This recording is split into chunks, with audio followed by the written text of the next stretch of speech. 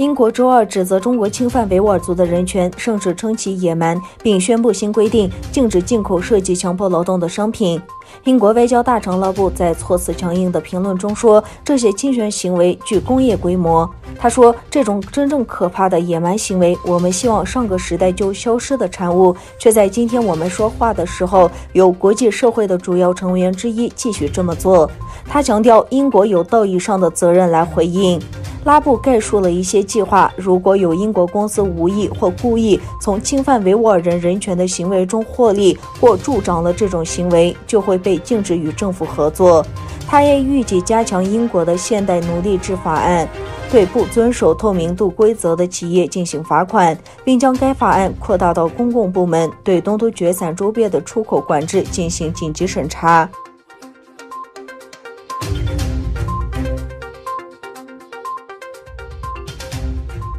即将离任的美国国务卿蓬佩奥希望在拜登政府上任后，美国对华政策能继续注重将北京视为美国的最大威胁。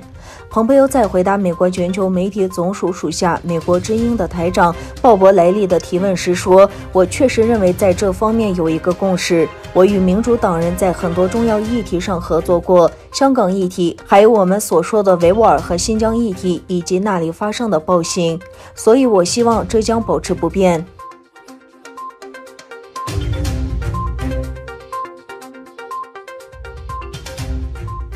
美国记者阿梅里亚在《纽约时报》发表的一篇文章中表示，在东突厥散发生种族灭绝后，他真正意识到自己有维吾尔血统。他在文章中称，虽然我一生都生活在美国，但中国的强制同化政策还是影响到了我。虽然我早就知道我的外祖母有一半维吾尔血统，但我的家人一直认为我们是汉族。我们家里没人说维语，过维族节日的原因是我们是中国数十年来强迫同化运动的富有效成效的成果。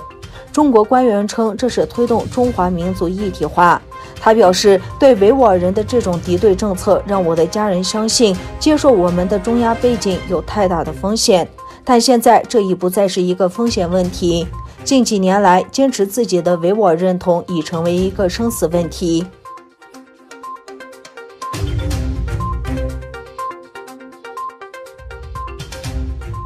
巴西星期二公布了中国科兴疫苗第3期临床实验结果。中国科兴生物公司研发的武汉病毒疫苗的整体有效率只有 50.38%。负责巴西疫苗研制的临床实验和圣保罗市不丹丹研究所周二宣布了这一结果。此前，土耳其公布的临床实验结果显示，科兴疫苗保护效力为 91.3%。印尼临床结果显示，科兴疫苗保护效力为 65.3%。虽然12日公布的实验结果显示科兴疫苗的整体保护率降至 50%， 但不丹丹研究所仍声称科兴疫苗在需要治疗的轻度病例中的有效性为 78%。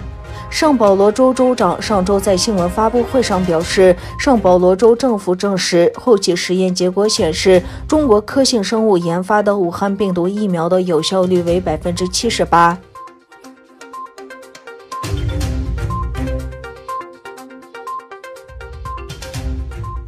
美国总统特朗普1月12日在回应美国国会众议院民主党人对他提出的弹劾议案时表示，对此感到非常愤怒。自从特朗普6日在白宫前对其支持者讲话，随后发生国会受冲击事件后，他就没有在公共场合露面。